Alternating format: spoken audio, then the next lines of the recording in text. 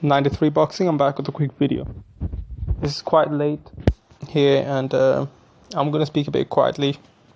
I hope you can hear me. I hope I don't sound weird. I have turned the fan on. It's really hot here, so there's a little bit of noise. Wait, let me try. Wait, let me try and move away a little bit from the fan. But yeah, I want to talk about Errol Spence's power compared to Keith Thurman's power, and I want to give my thoughts on it. Now, again, anything I say, don't take it personal, right? This is just my thoughts and my opinion. This is what I feel like I've noticed. I'm saying everything based on what I've noticed, and I just made sense of it basically. Errol Spence has scored a knockout against Leonard Bonder, which Keith Thurman didn't. That's one for a start. He was able to score a knockout against Chris Algieri, which Manny Pacquiao couldn't. Amir Khan couldn't. Manny Pacquiao dropped him several times, but couldn't stop him. We've seen Errol Spence stopping Kell Brook, which Sean Porter was never even close to stopping him. Right? He kind of did what Golovkin did, except it took him a bit longer. But he's a 147 fighter, so it's not a shame for him to take longer than Golovkin. I mean, it doesn't take any credit away from him, in my opinion. So, in one state, you can say that Errol Spence is a harder puncher than Keith Thurman. And the reason why I'm saying this is because I made a video on Danny Garcia versus Keith Thurman, and there was one guy who gladly pointed out his opinion that Errol Spence hits hard, and he doesn't think Danny Garcia can take it. Which, it could be a valid point. Errol Spence goes to the body a lot. He does have hard punches, and the work rate is effective work rate as well. It's not like Sean Porter, which Sean Porter a lot of times is very ineffective. This is some effective work rate that Errol Spence puts. It's accurate. It's more accurate than what a lot of people might think. He works the body effectively. One thing I've noticed about Errol Spence is when he was finishing Kell Brook off, before Kell Brook took a knee, he pretended like when he was on the inside, when Kell Brook was near the ropes, he pretended like he's going to throw a left hook, like a hook shot to the face, but he kind of feinted the hook, but he went straight. He was straightening up the head shots, but he was loading up the body shots. And the logic behind that is, I believe the logic behind that is, head is easier to move. Hence, hit him with straight shots because it's easier to hit. It's quicker. It gets there quicker. Therefore, he's less likely to be able to avoid the punch because it's quicker. And also, you can feint it. It makes it more difficult for the person to gauge which way the punch is coming. But body, on the other hand, is hard to move away from the target. Am I right? I think I'm right. I think body shots are hard to avoid. So when it comes to the body, you can really load up before the person can move away anywhere, especially when you got your opponent on the ropes. So, Errol Spence is strong. He knows he has power. He has a lot of power, but he knows how to use that power. How to break people down. He knows how to break people down. That's the key thing here.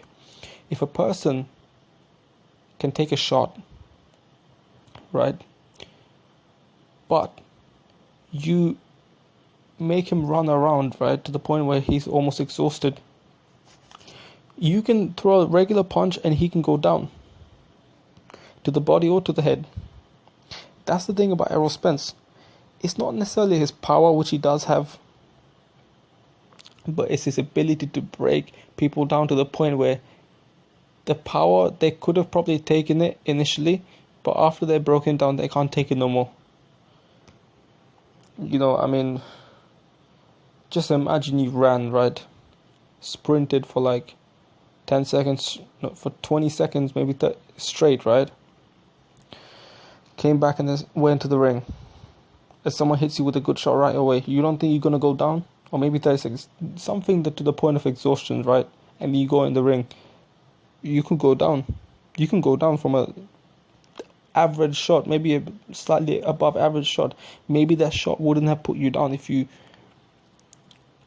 you were fresh and not gassed out completely.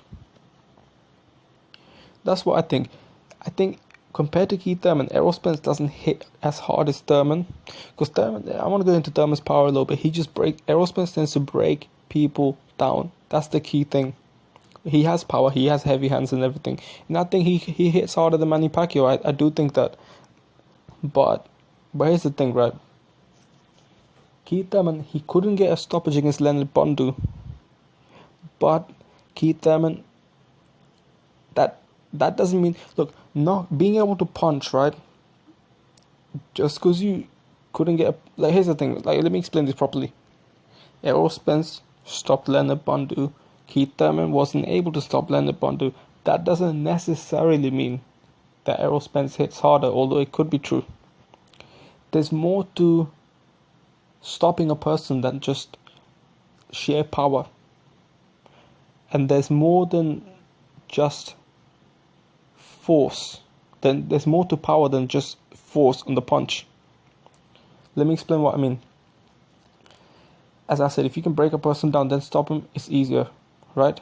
So that explains the fact that there's more to stopping a person than just power. If you can break the person down, it helps you stopping the person.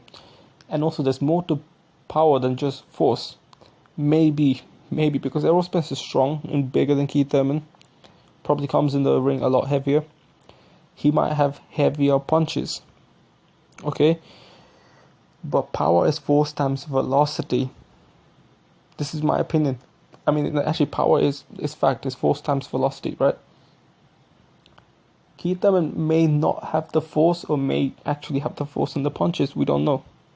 But he has the velocity. He has the snap on it. Keith Thurman's punches are like a snapping motion. Okay? His punches are like a snapping motion. And when it comes to shot for shot, when it comes to the actual shot for shot, I feel like Keith Thurman's power is more dangerous. He just doesn't know how to break people down like Errol Spence. Against Leonard Bondu, instead of applying the pressure, effective pressure on him, what was he doing? He was running, moving away like shit that he didn't need to do. I mean, he proved that he can outpoint his opponent. It was great, but he could have got a stoppage. If he knew how to break people down, he could have got a stoppage. He just doesn't know how to break people down consistently. Body work and everything. That Errol Smith, he could throw hard body shots here and there. He stopped people with body shots, but Keith Thurman doesn't know how to break people down overall. It takes more than just one shot to break people down. He sits there, tries to pot shot people. Against Danny Garcia, he hit shot or two and then move away. Then he came back, pot shotting here and there to steal the round that he was losing. But that's the thing. I think shot for shot, Keith Thurman hits harder. His shots, personally, shots that you don't see coming can knock you out. And Keith Thurman has a lot of speed on his shots, in my opinion, right? And it's a snapping motion. And also another thing is, he sometimes throws punches from awkward angles. Spence does that a little bit, but Keith Thurman does that a little bit more. He's got faster feet, so he can suddenly hop in with a right hook, like he did against Garcia. Hop in with a left hand. It catches you by surprise. Those things, shot for shot, Keith Thurman's more dangerous, but Errol Spence is able to break people down. Hence, he got those knockouts. And with that, I like to say that this guy made a point, and I respect him, right? And I think Errol Spence might beat Danny Garcia. He might stop Danny Garcia. That'd be incredible if he stops Danny Garcia, because Garcia has never been stopped, and he fought some punches. If Errol Spence, right, and also another thing, being strong doesn't mean you have great power. Being strong helps having great power, but it doesn't mean that you're gonna have tremendous power already there, right? Strength and power are kind of two different things that can kind of help each other. Like, strength can help power, but they're completely two different things. It's not the same. It's like, I don't know how to explain it, man. I really don't know how to explain it. Power is different to strength. Power is an explosive acceleration of the punch, velocity of the punch rather, and strength is just like the force. Strength is how much force you can apply. Velocity and power is how much force times velocity you can apply. So yeah, and I personally think can Danny Garcia take Errol Spence's shots? You know, this guy was trying to say Danny Garcia won't be able to take Spence's shots because Spence is too big for him. But my honest opinion, I think he can take Spence's shots. The question is, can he not be broken down by Errol Spence? Can Errol Spence break him down? Can Danny Garcia withstand the effective, relentless pressure of Errol Spence to the body, to the head, and things like that? That's the question. That's the question that I have. And if it's no, then obviously Spence wins. If it's yes, then I think Garcia wins. That's the main question of the Danny Garcia versus Errol Spence fight, if it were to happen. Other than that, can he take the shots to the head and just regular shots from Errol Spence? Yeah, I think he can. I mean, against Keith Thurman, the only time he was about to get knocked out is when he was throwing a punch and Keith Thurman caught him, which threw Danny Garcia off, because Danny Garcia was throwing a hook, right? So it goes from his left to his right, and Keith Thurman caught him with the right hand, which sent him even more to Danny Garcia's right. So Danny Garcia, his hand almost touched the floor because he got forced going the other way. It's hard to explain. I'm talking about round one where he almost got dropped. But I feel like after that, he was able to take Keith Thurman's shots comfortably, like pretty well. He has a chin, man. Danny Garcia has a chin, and I feel like if he can take Thurman's shots, I think shot for shot he can take Errol Spence's shot. It's just, can he withstand Errol Spence's pressure and not be broken down? Let me know what you think. Don't forget to subscribe, hit the like button. 93 Boxing. I'm out.